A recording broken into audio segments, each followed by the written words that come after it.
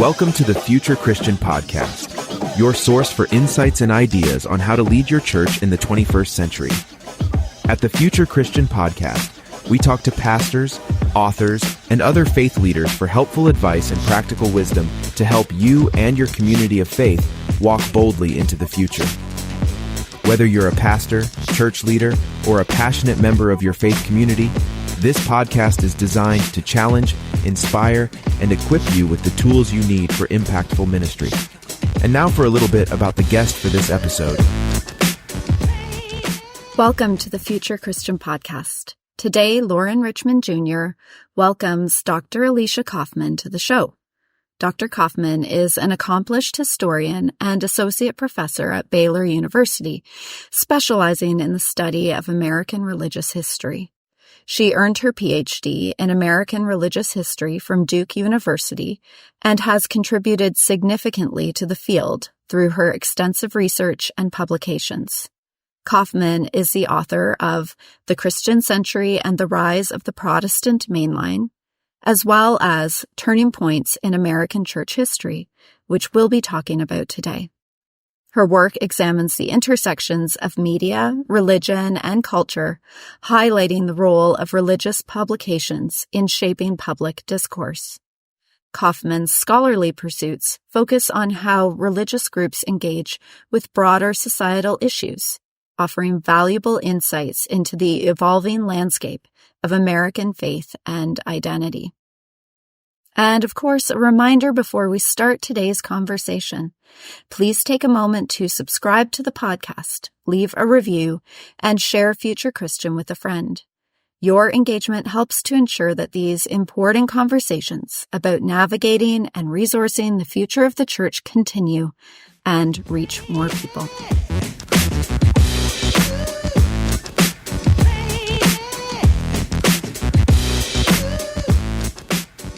All right, welcome to the Future Christian Podcast. This is Loren Richmond Jr., and today I am pleased to be welcoming Dr.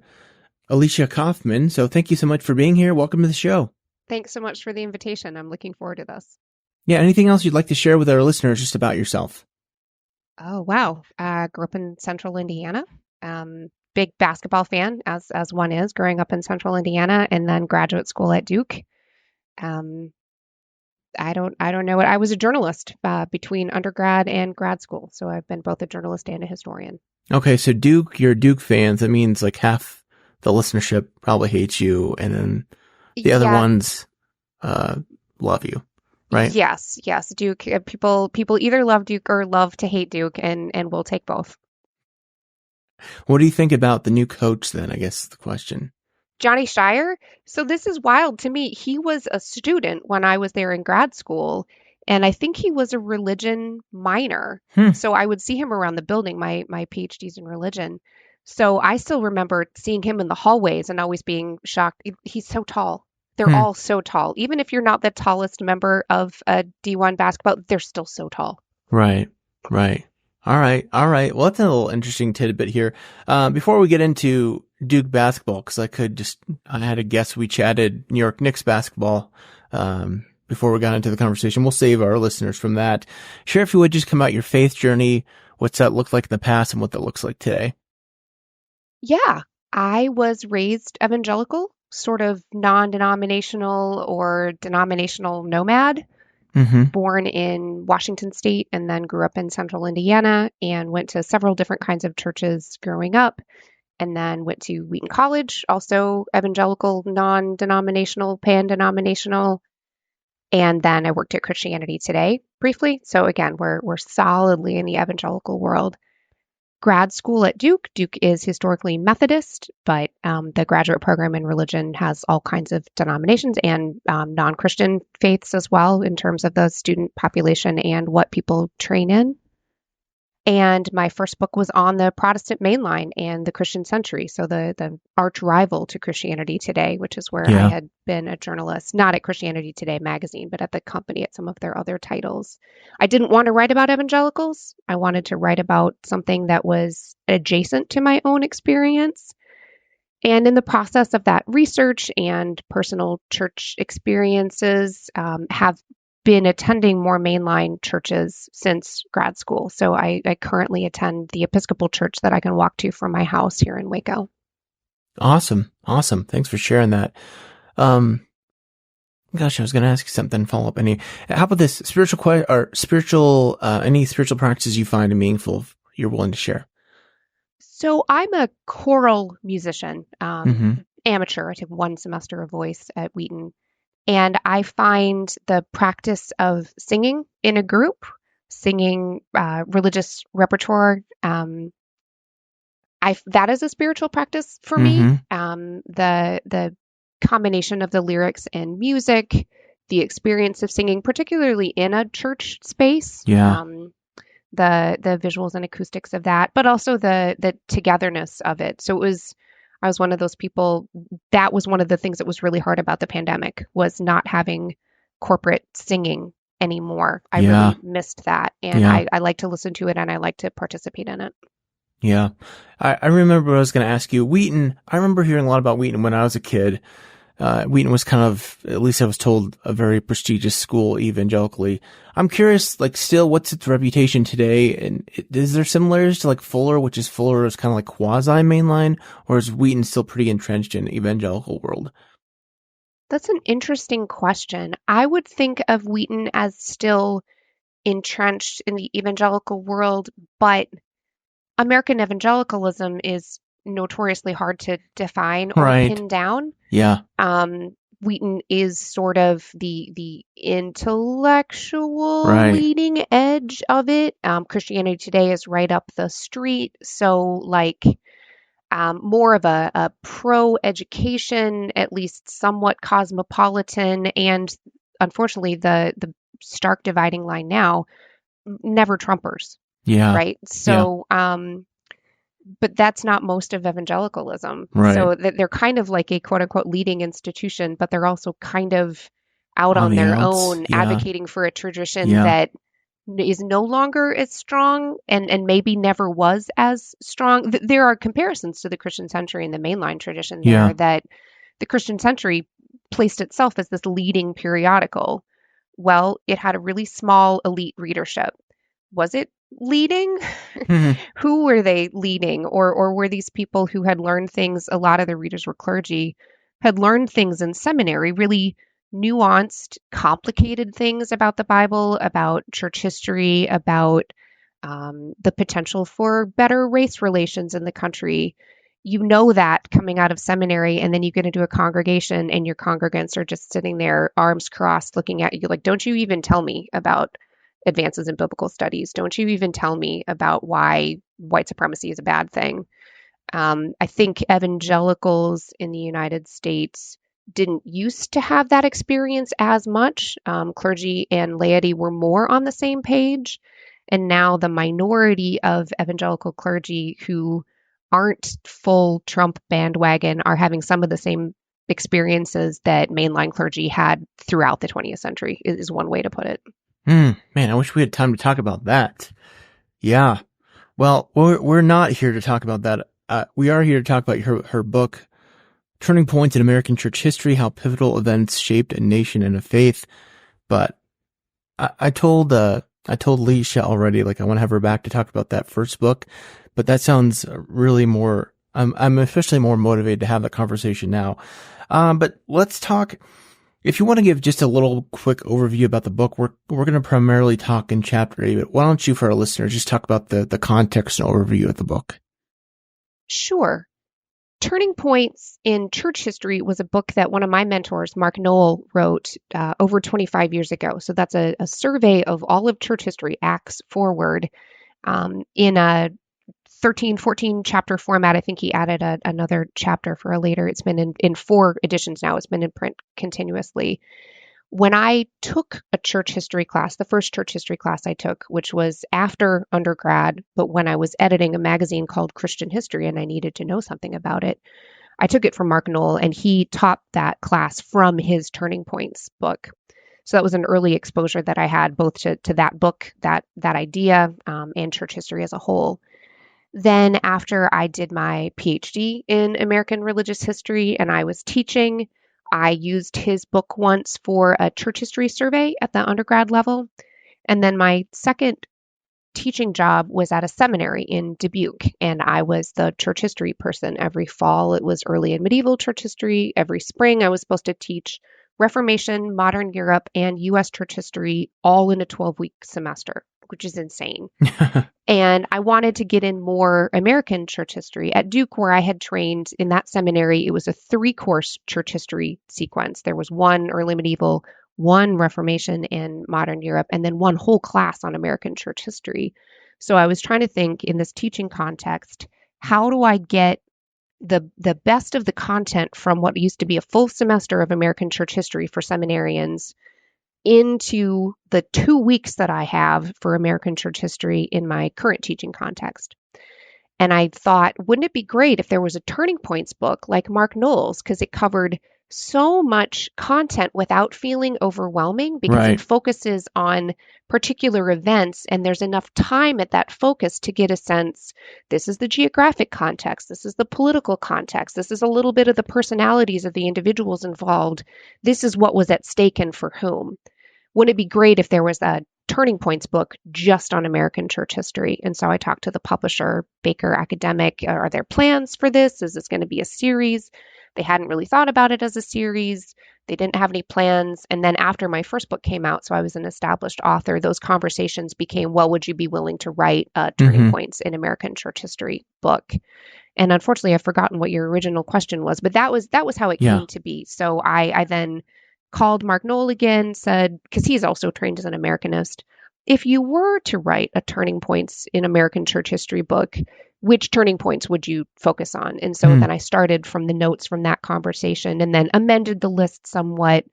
The challenge being, okay, I have 13 chapters. I wanted to go all the way from the defeat of the Spanish Armada in 1588 to the election of Ronald Reagan in 1980. What dates can I space out on a timeline to then imagine somebody in a teaching context at a seminary, in an undergrad institution, or in a church adult education or Christian formation class, so we can do a creditable job of covering that sweep of time of different denominations in American church history with enough of a focus on events to get that sense of what was at stake and for whom, not just you need to memorize a bunch of names and dates because that's what history is. Because I thought I hated history all the way through high school and most of undergrad because I thought it was names and dates and memorizing and wars and presidents, and it didn't have anything to do with me. So when I became a history teacher and writer, I always wanted to emphasize, no, there was something at stake and for individual people. And this all helps explain why the world we inhabit has the contours that it does. That everything that we see has a history. Let's dig in and try to find out some of why what we see is the way it is. Yeah, thanks for sharing that. And that's great. To my question, I'm curious, like, one of the questions I wanted to ask is, like, is there like a honorable mentions that you really wanted to include but didn't have the context, space, whatever to fit in? Mark Knowles' forward, he mentions a couple that he would have put in. There's not an American Revolution chapter. The American Revolution in my book comes up in the chapter on the founding of the Black church tradition. Yeah. That was somewhat accidental. That was how the timeline fell, but that was also somewhat intentional. A lot of what particularly white Americans think about the nation's history and about the impact of the revolution and the Constitution, well, there's all kinds of more freedom. Not so much if you were Black and enslaved. And a lot of enslaved people had sided with the British because the British were promising freedom instead. And when the British lost, they had to flee the country. It's just a very different way of thinking about this founding event, and remembering what was at stake and for whom really varied regionally and racially. Mark Knoll also would have had more about the Hart-Celler Act. This was the change in immigration law in the 1960s. From the early 1920s to the mid-1960s, the United States pretty well shut its borders to immigration. There had been tons of immigration 1880s to 1920s. Then there was this sort of nativist backlash. We shut the borders for a while. There was very little immigration, mostly from Europe. And then the law changed again in 1965. And initially, Americans didn't think it would have that big of an impact. Well, it has. There's been so much immigration since then from lots of different parts of the world. And a lot of immigrants are Christians, and they're bringing different Christian traditions to the United States. And I agreed with him that that could have been a turning point, that I could have done a lot more with the different Christian traditions that have come into the United States since 1965. The United States is now both the biggest missionary sending country and the biggest missionary receiving country. Wow. A lot of that has to do with the changing transnational dynamics as following that change in immigration, as well as advances in transportation, right? It's just much easier to get back and forth from places, whereas when immigrants came in the 1880s, it was really hard to get passage to the United States. And once you got here, you maybe were never going to go back to the home country. So that could have been a turning point. I had thought, well, how could I, because I really wanted to talk about a lot of Black civil rights activism and the Birmingham church bombing in the 1960s. So part of that was just a timeline issue. How could I have a chapter on 1963 and a chapter on 1965? It would just get too bunched up. So I guess those would be the two things. And again, they're mentioned by him that would be good contenders. And when I taught his church history text, Turning Points in Church History, in an undergrad setting, that was the student's final assignment. Pick a turning point, pick something that could have been a turning point and wasn't, and not write a full-fledged chapter on it, but follow the format of the book as well as you can and make a case for why that was a turning point. And I think that would be a great exercise for anyone who wants to use my book in an educational, just talk about it, or as a written project. Because there's always going to be other contenders, and then just test out my framework. Can you use this framework to make a case for a different event as a turning point? Yeah. And I got to ask, maybe now that we're on this train of thought, like any events, if you had to pick one event to be a turning point post Reagan, like what would that event be? Would it be COVID? Would it be 9/11? Those are the two, of course, that come to mind first for me. So anyway. much depends on where we're still going. Right. In my own personal life and scholarly career, it was the election of Donald Trump in 2016. Although you can see that very much as in the same trajectory as the election of Ronald Reagan. And I talk some about that at the end of the last chapter of this book, chapter 13. But the question remaining for all of us is, are we still on that trajectory? Are we still on almost a collapsing of categories in the United States? Christian equals conservative, largely but not exclusively white Republican. Right. Or is that wave breaking? And there's strong social science work saying that the rise of the nuns, NONES, Americans who do not affiliate with religion, was strongly affected by the election of Trump and the collapsing of religious and political categories. If the United States, which had been diverging from the trend in Europe of decreasing Christian affiliation and membership, like throughout the 20th century, Europe got less and less Christian by any measure. And the United States pretty much bucked that trend. We modernized technologically. We had a strong economy. Like, we had a lot in common with Europe, but that was different. We had high religious adherence and they didn't. Maybe we are now going to be on that strongly de-Christianizing trajectory. And if 2016 is an inflection point there, then I think you could make that argument. But it remains to be seen if that's what's going to happen or not. Yeah. Again, I think you said this early on, right? Basically that history, at least as I interpreted your answer, like history is about learning from the past to let it inform your present. Because I'm just thinking about your point you made about the Hart-Celler Act, about the immigration reform, and nativism in the past. Like, it seems like we're kind of getting a replay of that, right? With nativist tendencies, wanting stricter border controls. And as we'll get into here in chapter 8, this is kind of what I'm wanting to talk more about. Chapter 8, I think in many ways, we're seeing that struggle divisiveness play out again. So why don't you introduce chapter 8, and then we'll kind of dive in a little bit more. Sure. So in my format, chapter 8 is the Civil War chapter. I mentioned I didn't have a Revolutionary War chapter. I do have a Civil War chapter, and it's specifically a little bit before the Civil War, 1844, and this was when the Methodist Church split over slavery, split sectionally north-south.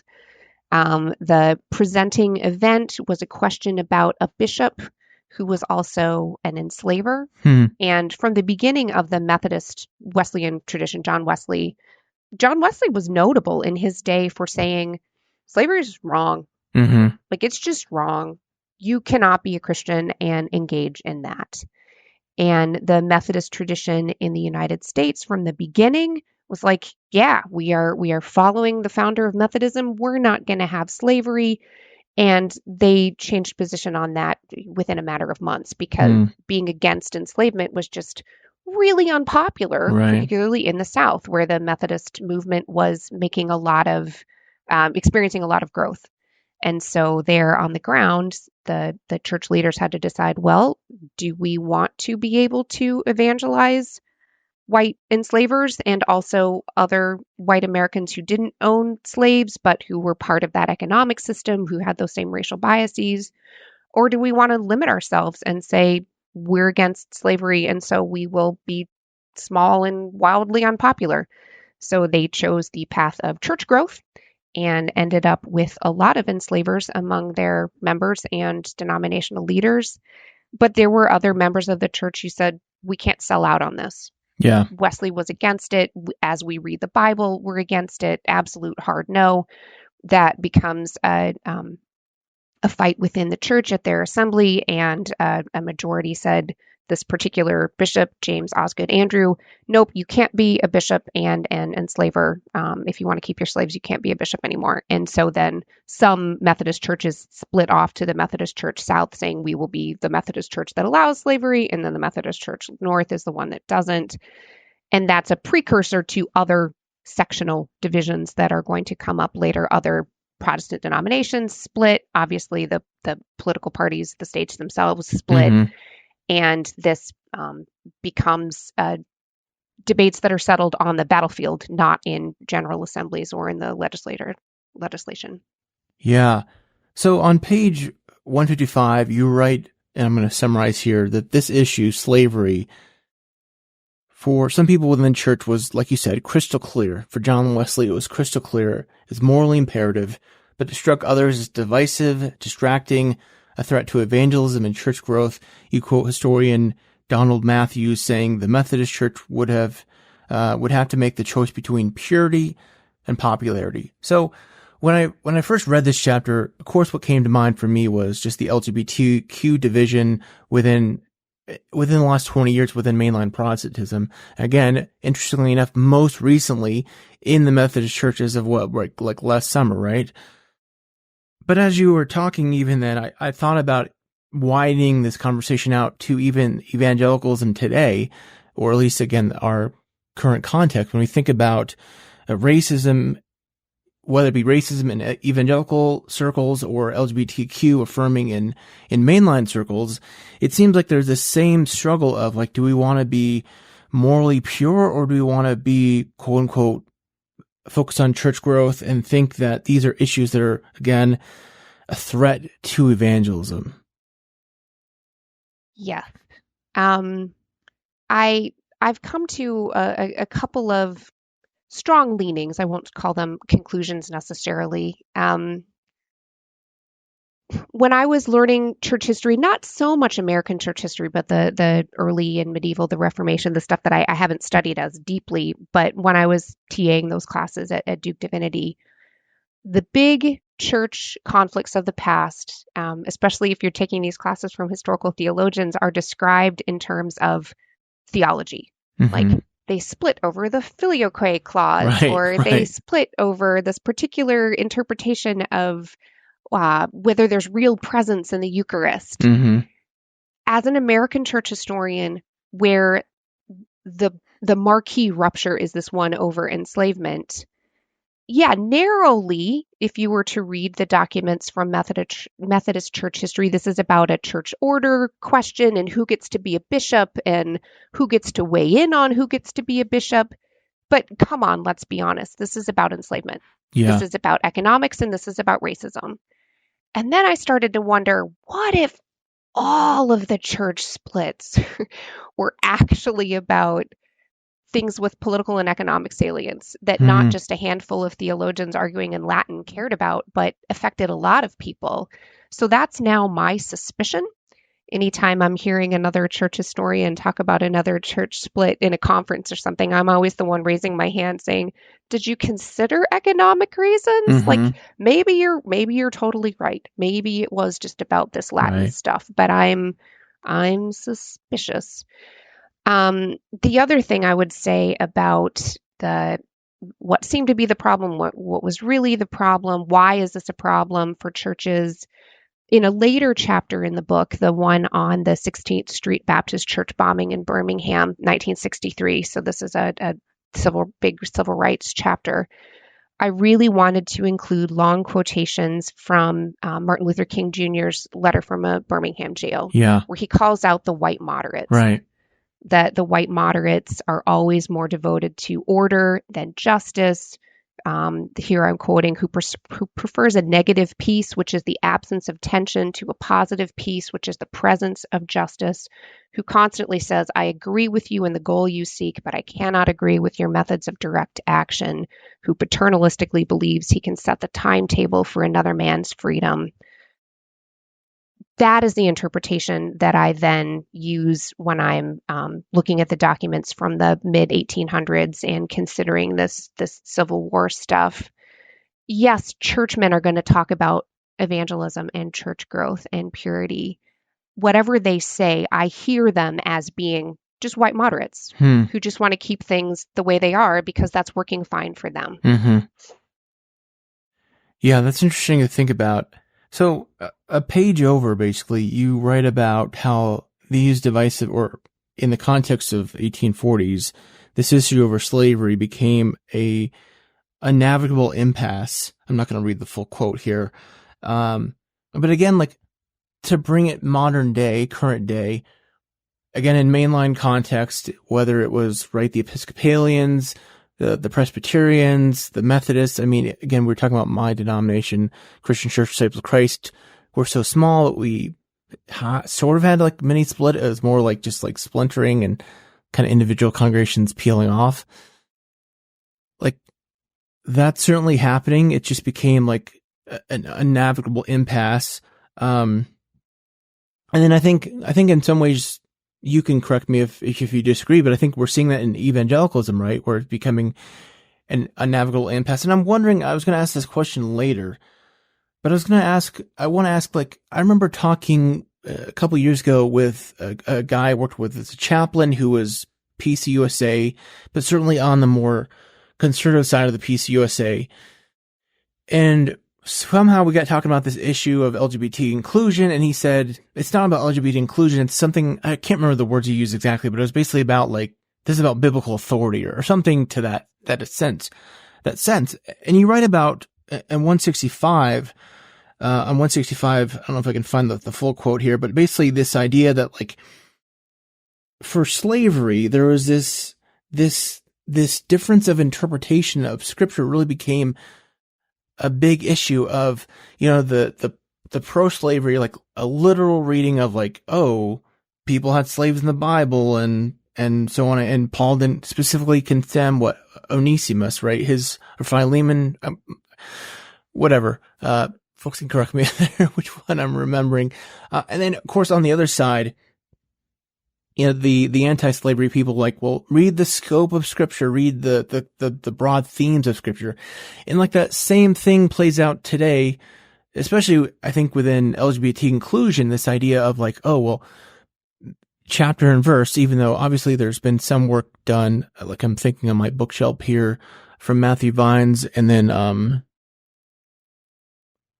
Dale Martin, two ones that come to mind as folks who've tried to look at the text and critique the text and say, hey, that's not actually what the text says. But then, again, like, even if I think from my understanding, if folks are not going to take that vein, they'll tell you, hey, look at the broad scope of scripture. Like it's the Bible and God's gospel leans toward inclusivity. So again, it gets into the same kind of dichotomy. So I'm just curious, like, how does that, is there any way past that impasse of that, what I think is kind of fundamental, like how we interpret scripture and how we approach the Bible? I don't know that there is. I'm sorry if that was not the answer that you wanted. No, I think it's honest. I was hoping I was wrong. I was hoping there was a way through. Yeah, the Civil War. This is another chapter where I'm leaning heavily on the work of Mark Knoll, and one of his many books that's one of my favorites is the Civil War as a Theological Crisis. Yeah. So something I read early on in grad school, and it was really eye-opening for me that among other crises of the Civil War, it was a theological crisis for American Protestants, because American Protestants in also a Scottish common sense realism vein for philosophical and theological and sort of political cultural reasons, Americans have this tend to have this fundamental sense that the Bible says what it means and means what it says. Mm-hmm. Okay, well, so then what do you do when the Bible seems to be meaning something really different to different people? Mm-hmm. There's no way past that. We don't have councils. We don't have a pope. We don't really look back to creeds. Right. There is no other authority to bring in.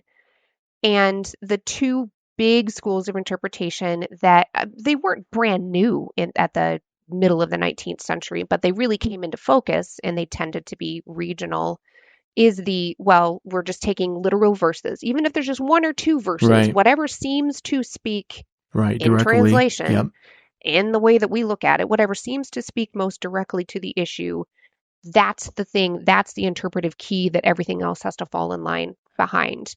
Whereas the more northern and then would be liberal and eventually mainline tradition is, as you were saying, let's look at the scope of this. Let's historicize it. Maybe what was true in the ancient world is no longer true now, either because the context has changed or because we don't want it to be. We don't want to still be living in a society ordered the same way as the first century Roman Empire. And you're absolutely right that those same big approaches, are we looking at specific verses or are we looking at big context? Are we trying to replicate what we believe was true about the past, versus are we engaged in a process where at some points we'll say, yeah, this isn't the way that Christians did it before, and that's not just okay, that's better. Those are really different orientations to the text, to the church, to society, to what's going on in history, to what the role of either humans as co-creators with God versus humans who have to recognize God's sovereignty above all. Like, it affects everything. right. And some denominations find ways to accommodate both orientations, but they're so different in so many ways that, as the United Methodist Church has learned again, eventually it seems to break. Yeah, I was looking back at my stack of books for somebody who I'm trying to remember his first name. Let's see if I can find it. I may be getting this wrong. No, that's not it. Gupta, Tell Her Story. Do you remember that first name of that author? I can't remember. I'm afraid I don't. Okay. I'm just thinking of somebody who tended to take a broader scope, like that.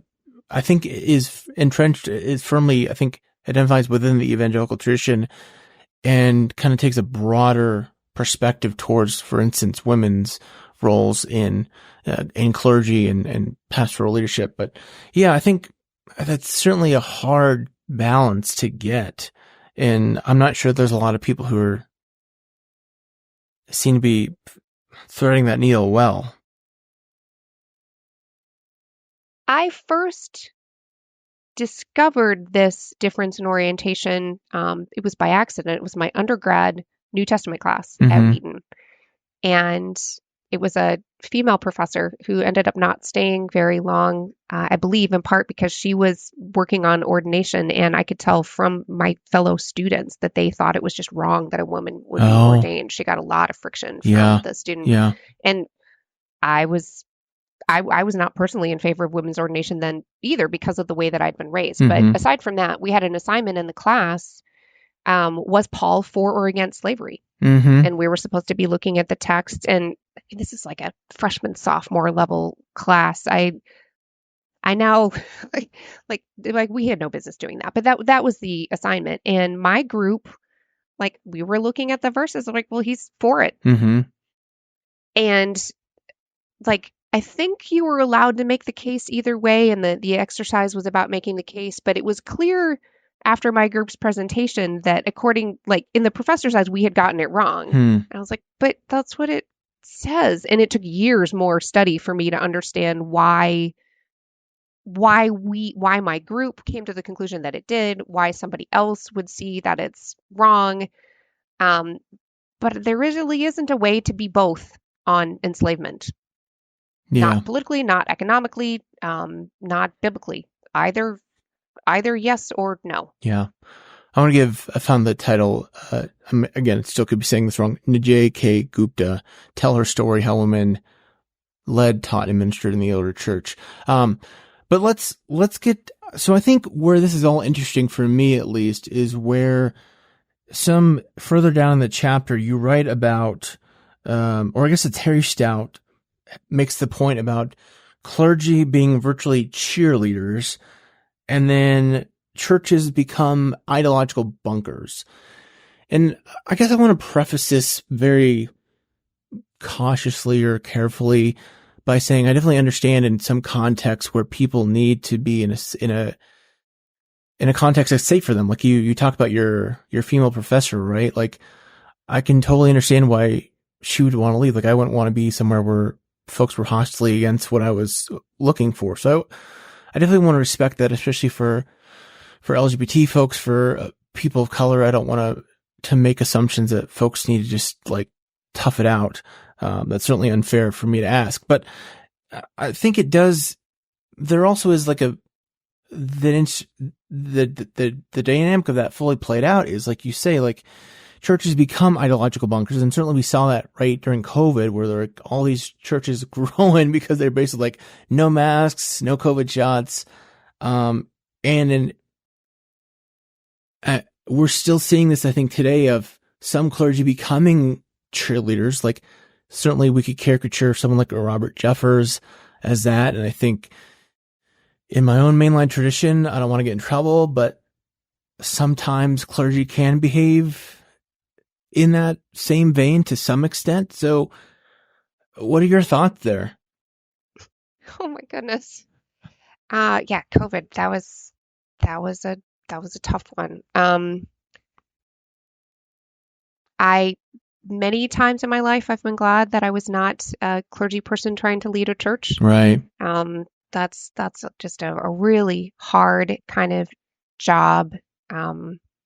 You're accountable to people in ways that there's some similarities to being a professor, and then there's some ways that it's really different. I can make my students very angry, and they can roast me on evaluations. I have tenure. Mm-hmm. They can't oust me right. in the way that a rebellion can oust a pastor or can, and like I have students for a semester, not multi-generation lifetime. Right. Just the stakes are so different. On the reference to Harry Stout's book, that was Upon the Altar of the Nation, A Moral History of the Civil War, that came out when I was in grad school. And my first impression of it was like, he's overstating this. Like he talked about how the Civil War, as it went on, as the casualties mounted, that there was just this total war mentality that seizes both sides. They're raising the stakes cosmically. Mm-hmm. And they can't get out of this frenzy of supporting their side at all costs. And I thought, well, that's a little histrionic, isn't it? Mm-hmm. No. Now I've seen it more. Right. He wrote that in 2006, and things have happened since then. It is a perpetual danger, not just in the church, but in humanity, right? Like one of the things, and this is going to get like very high level, but one of the things I wonder as a church historian who's now also written a book about an anthropologist, Margaret Mead, some of the intractable conflicts and tensions and fights that we see in the church, I wonder, is this a church thing or is this a human thing? Mm-hmm. Mm-hmm. Like, is it somehow especially religious or Christian to have this frenzied pitch of everything is at stake in this world and the next? Is it some kind of church dysfunction that is causing that level of social dysfunction? Or in what way is it just, no, humans are like that? Humans divide the world into us and them on various axes. And once there's a conflict that especially your life or your son's life is on the line, a sort of rational, detached, I can see both sides of it, part of the brain shuts off. Right. And it's my way must win kicks in.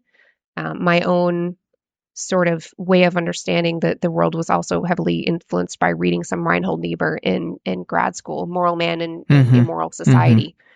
So there's a certain, I don't know, I have a certain fatalism almost about like humans gonna human. It is human nature to pick fights and raise stakes and become unable to hear the other side.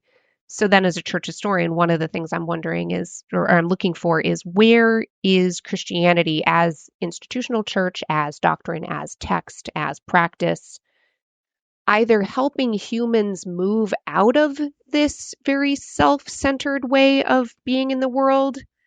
Is religion helping or making it worse? Yeah. If it is essentially human to prefer yourself, your kin, your people like you, people on your side, prefer that to the other, if that is just fundamentally human, is religion making that better or worse? And definitely in the Civil War, it made it worse. Are there any examples of, to use the opposite, are there any examples you can think of that might apply for today of religion making it better?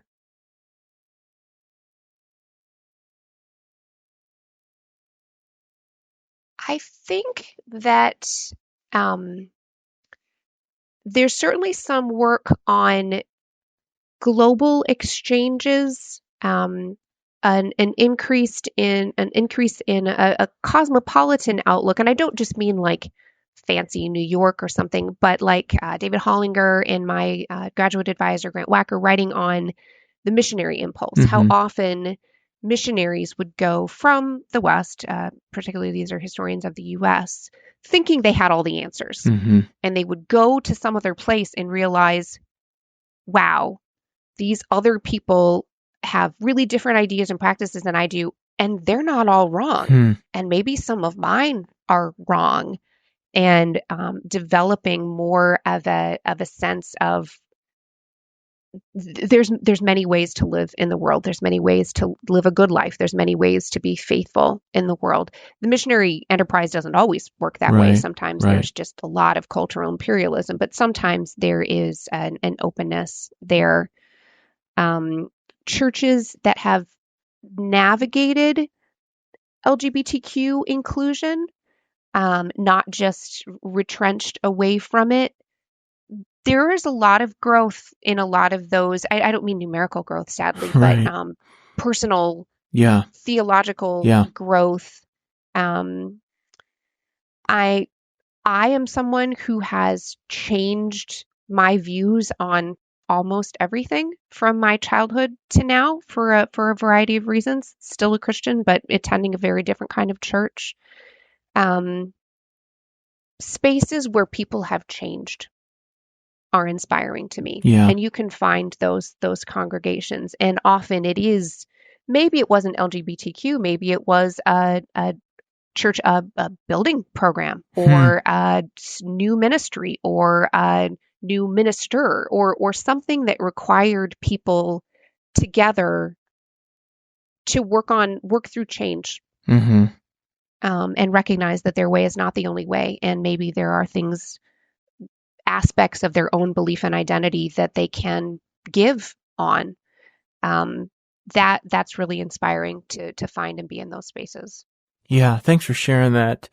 So something else I think that stuck out to me from this chapter, you write that the ruptures of the mid-19th century permanently disfigured both the nation and Protestant theology.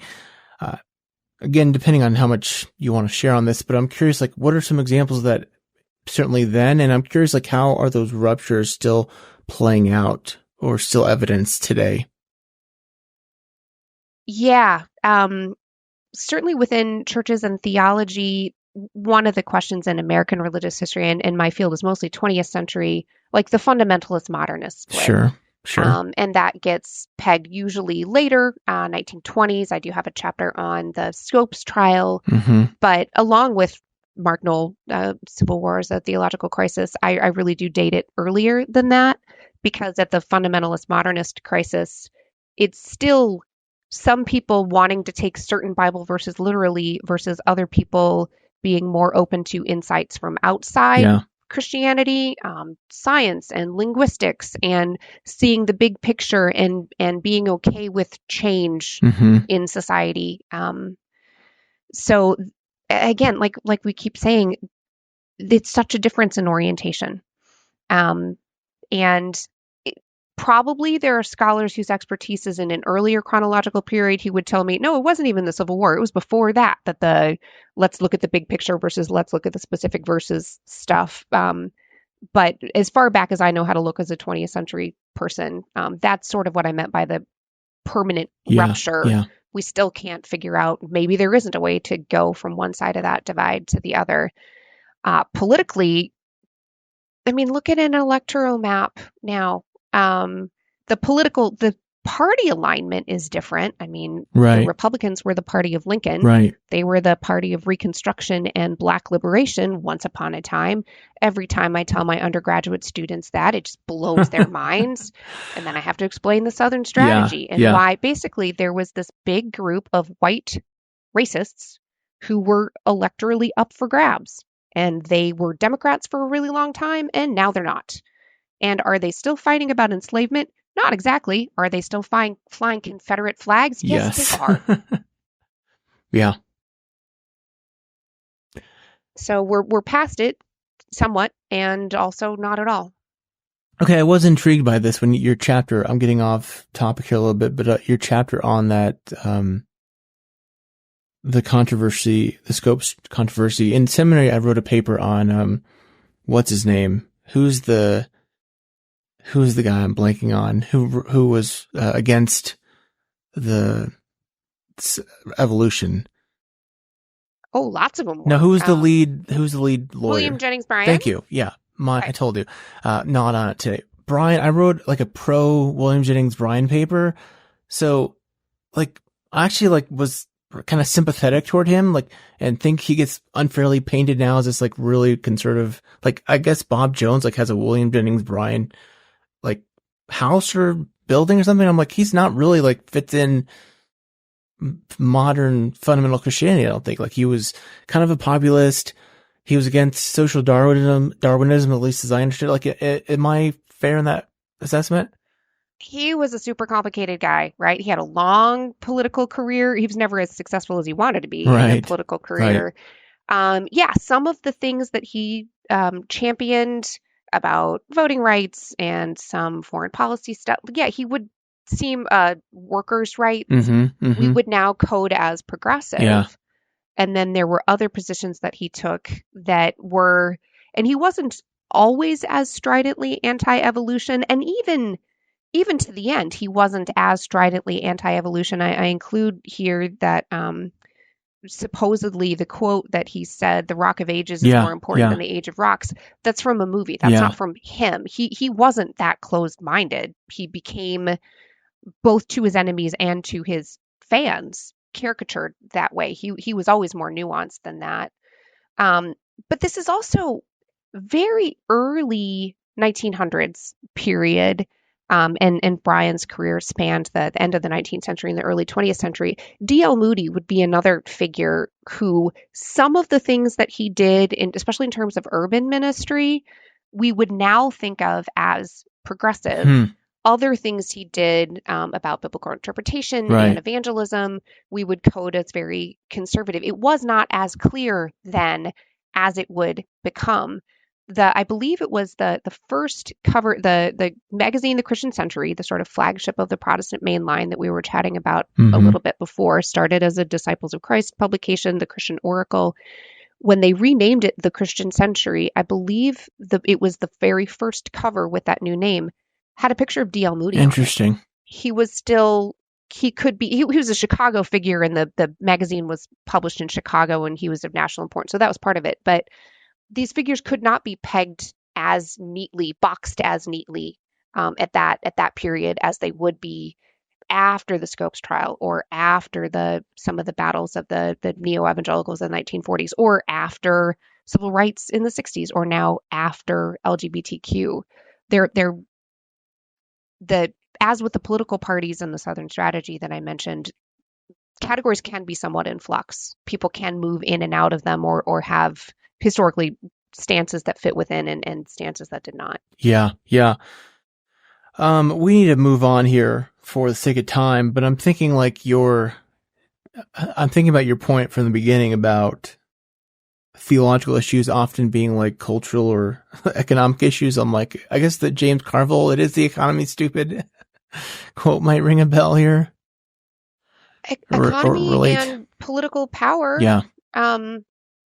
There I don't think have ever been, I'll have to asterisk this, and because part of this is a bias from looking back from our own historical period. I find it hard to believe that there were people in the past that cared that much about a clause in a creed, or exactly how was the real presence in the Eucharist. Like I have a hard time understanding how a large number of people could ever have understood enough about that to have cared enough about it to have fought a war, or split a church, or killed a bishop, or something like it. It seems to me there must have been something else going on, but maybe things were really more important. Like, the past is a foreign country is a quote that we often use. Like, I shouldn't assume that what's important to me and people around me was necessarily what was most important to people in the past.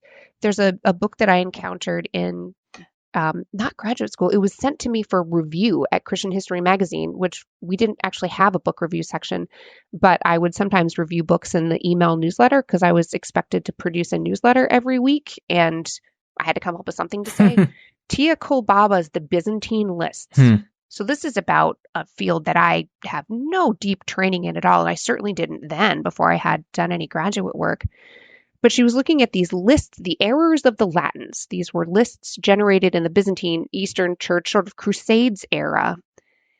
And one of the things that she pointed out was that the things you would expect to be problems between East and West at this period, if you look at the documents from the Eastern folks, what they were actually mad about, or at least what they said on these documents they were mad about, is not what you would expect at all. It was like, they use the wrong bread in the Eucharist, and they grow beards, and they celebrate Easter on the wrong day, and they sometimes kiss the rings of their... It wasn't just the filioque clause. It also wasn't like, there are geopolitical problems and they are waging war on us. It was beards. And so that always serves as a check for me when I'm assuming people in the past, like, surely I can understand what they cared about because human's going to human. Right. Or maybe not. Or maybe they really did care about things, like things were super important to them that seem completely trivial to me now. I at least need to admit that possibility when I'm trying to figure out what was going on in the past. Yeah. Well, I appreciate you sharing that wisdom there, and I wish we had more time because I feel like I could keep engaging you here for a while with this. But the book is Turning Points in American Church History, How Pivotal Events Shaped a Nation and a Faith. Is there anything else you want to say about the book before we take a break? One other thing I took from Mark Noll in the format, every chapter begins with a hymn text and every chapter ends with a prayer. And I hope people enjoy those because sometimes those took me as long to find as the whole rest of the chapter. That's right. I was going to ask you, like, what would, that was actually one of my favorite things about the book. I was like, what would be like the praise and worship song that you would take for, like, if you had to write a chapter on like 2016, like, I feel like how do you say his name? Sean Fuke? Like, I feel like one of his songs would have to make it in there, right? Like, I don't really do praise and worship, so I wouldn't know. But also, fun fact, one reason that I didn't use a praise Waymaker, song for that would be the chapter, song I would say.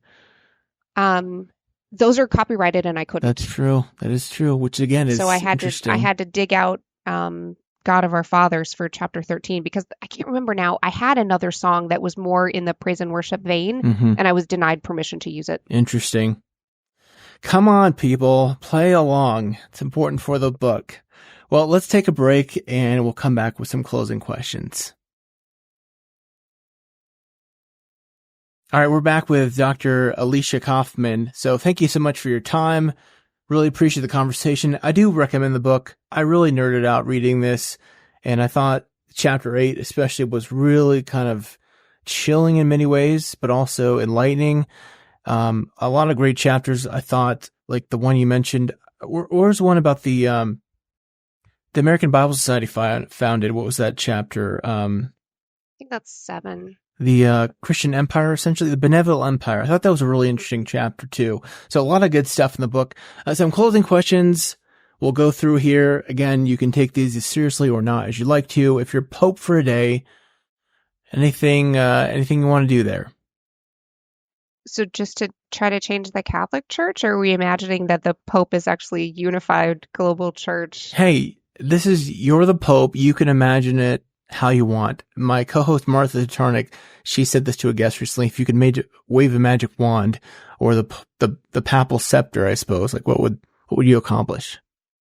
Yeah, this would women's ordination. Okay. That's one of many things that I changed my own mind about, and for reasons both academic and personal, I went from thinking that I would not attend a church that had a female pastor to only attending a church with female pastoral staff. It's that important to me. Okay, good. A theologian or historical Christian figure you'd want to meet or bring back to life? This one is maybe off the grid. Dorothy Sayers. Okay.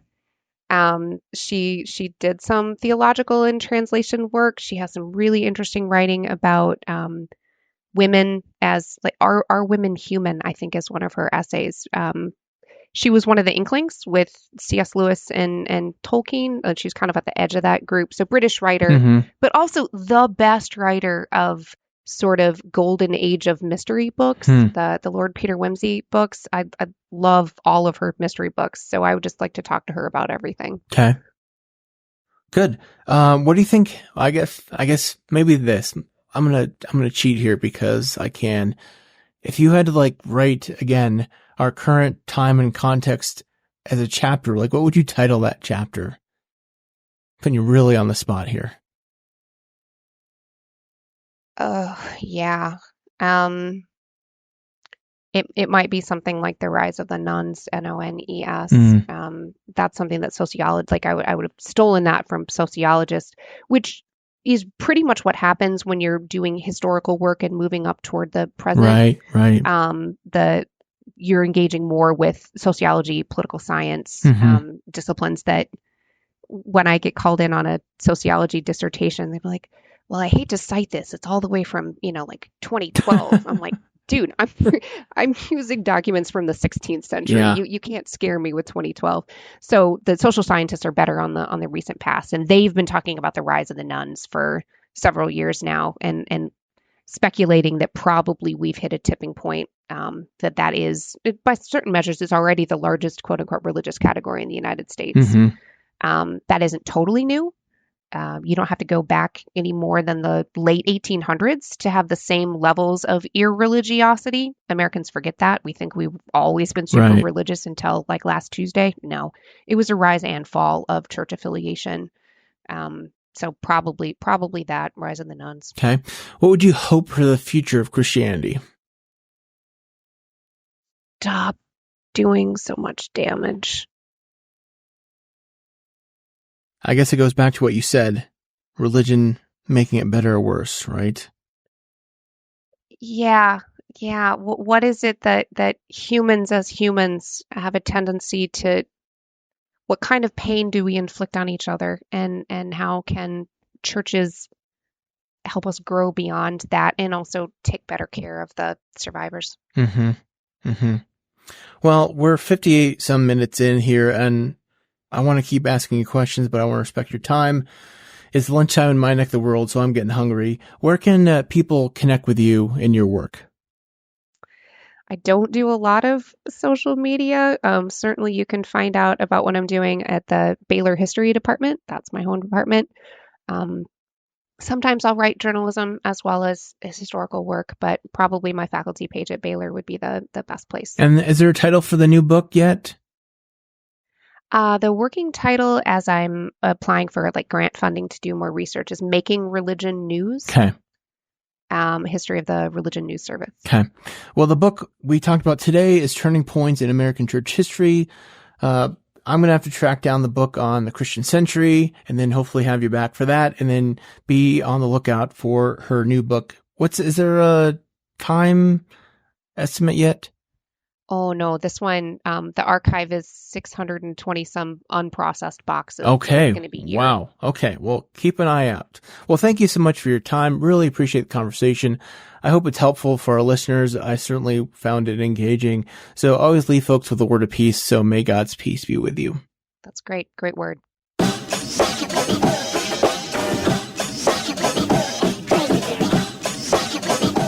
Thanks for joining us on the Future Christian Podcast.